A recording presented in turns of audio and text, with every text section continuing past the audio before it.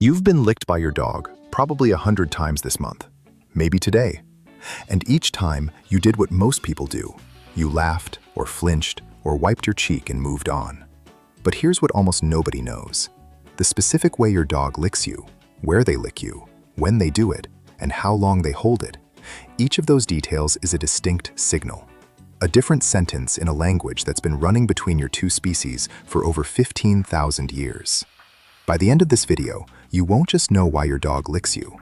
You'll know what they're actually trying to say. Let's start at the very beginning. Before your dog ever knew you existed, licking was already the most important thing in their world.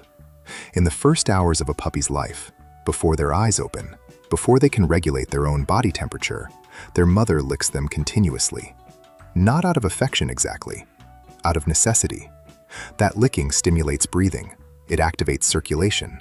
It signals to a nervous system that has never existed before. You are safe. You are here. You are claimed. The neurological association formed in those hours is permanent. Licking, for a dog, doesn't just mean warmth. It means the safest moment that has ever existed in my life. And that encoding never fully leaves them. There's also a second layer to this early imprinting that most people overlook. Puppies who receive consistent maternal licking in their first 2 weeks develop measurably stronger stress response regulation as adults. The ones who don't, whether through early separation or maternal neglect, often show elevated cortisol patterns for life. The licking isn't just emotional. It is literally shaping the architecture of the nervous system during its most formative window. So when your dog climbs toward your face and starts licking, they aren't performing a trick they picked up somewhere. They're drawing on the deepest emotional memory they carry. You are not someone they are greeting. You are someone they are returning to. Behavioral researchers use the term allogrooming for this. Mutual grooming between members of a social group. It exists across mammals, wolves, primates, and elephants, and it's one of the primary mechanisms through which lasting bonds are built and maintained. Allogrooming triggers oxytocin release in both participants. The same neurochemical that bonds a parent to a child. The same compound that makes trust feel physical. When your dog licks you and you respond warmly, you both receive a dose of it. You are, in a very literal biochemical sense, reinforcing your bond in real time. And here's what makes that remarkable. Studies on wolf packs show that allogrooming frequency between two animals is one of the most reliable predictors of alliance strength. Wolves who groom each other more frequently are more likely to share food, defend each other in conflict, and maintain proximity under stress. Domestication didn't erase this behavior. It redirected it toward you. Your dog reserves this behavior for their group, not strangers, not the neighbor who smells unfamiliar.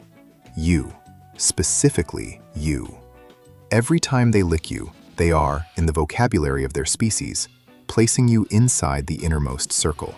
Here's where it gets precise, and this is the part most people never consider. The location your dog chooses is not random. Face licking after you've been away isn't just excitement. Your face collects chemical data while you're out. The food you ate, the people you passed, the stress or ease you carried through the day. Your dog is conducting a detailed olfactory debrief. They're reading your afternoon in the molecules that settled on your skin. Face licking after a separation is, functionally, a full status check. Where did you go? Who were you with? Are you still okay? Hand licking tends to be gentler and more sustained. Hands are how you interact with the world, and how you interact with your dog. Licking your hands is often quiet social maintenance, a soft, ongoing signal. We are still connected. Dogs will often shift to hand licking when they sense you're distracted or stressed. Not asking for anything, just reminding you they're there. Feet and ankle licking sits in its own category. Your feet carry the highest concentration of your personal scent on your entire body, up to 40 times more saturated than your hands. Dogs who lick feet are often less focused on grooming and more focused on deep scent contact. It tends to be calmer, slower, almost meditative.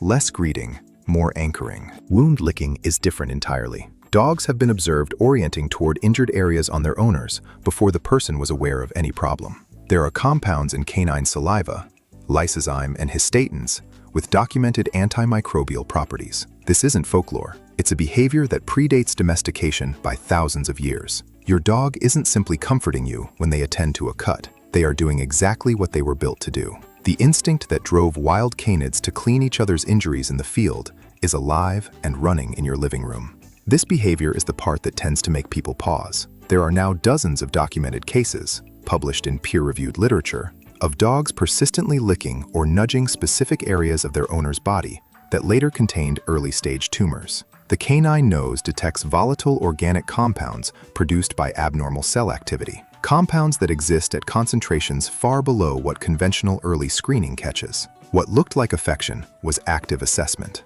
In controlled trials, trained detection dogs have identified certain cancers with accuracy rates above 90%, outperforming several standard diagnostic methods. But the cases that are hardest to ignore are the ones that happened at home, unprompted, with untrained dogs who simply would not leave a specific spot alone. Owners who paid attention. Diagnoses that came early enough to matter. A dog that returns again and again to the same spot on your body, especially when the licking feels purposeful rather than playful, isn't behaving strangely. They may be communicating something your doctor hasn't reached yet. That doesn't mean every lick is a medical alert, but it means the behavior deserves more attention than a quick wipe and a laugh. There's another dimension to licking that sits between the biological and the behavioral, and it's the one most owners feel but struggle to name. Dogs lick when you cry. Not every dog, and not always immediately, but the research supports what owners have described for generations. Dogs respond to human emotional distress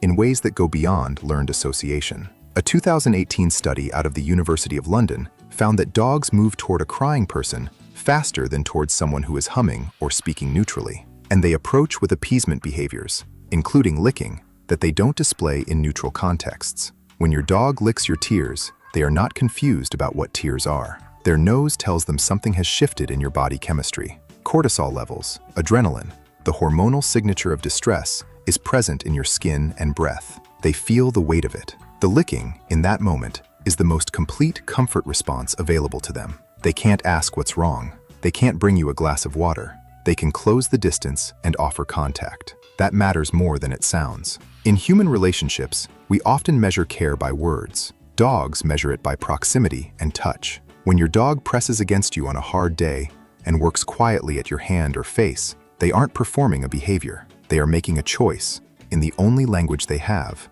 to stay close to you while you're hurting. Here's a shift worth making. Social licking, allogrooming, reunion greeting, quiet hand attention tends to look relaxed. The dog's body is loose. They make eye contact, break it naturally, return. The whole exchange feels easy. Compulsive licking looks different. Rapid, repetitive, often self-directed. Paws, legs, the air itself. The dog's posture is tighter. They don't look up. It doesn't stop on its own. And when the licking is directed at you but carries that same mechanical, joyless rhythm, it's worth paying attention to the context, not just the behavior. That pattern is almost never about bonding. It's communicating anxiety, pain, nausea, or physical discomfort. A dog dealing with chronic stress will sometimes redirect self-soothing behaviors toward their owner, seeking relief through contact rather than offering connection. The surface looks similar.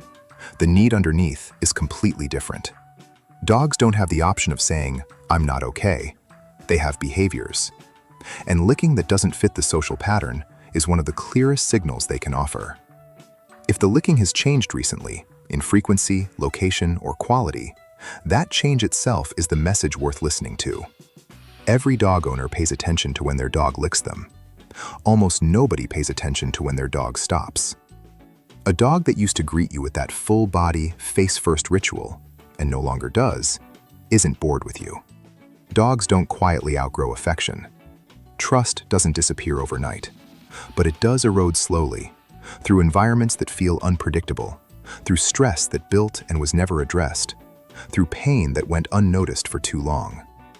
When allogrooming drops off, something in the relationship or the dog's well-being has shifted.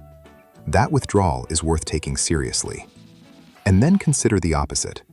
A dog that was once reserved, slow to warm, hesitant in their body, watchful rather than open, and one day crosses the room and licks your hand for the first time, sits with you a little longer than usual, comes back twice.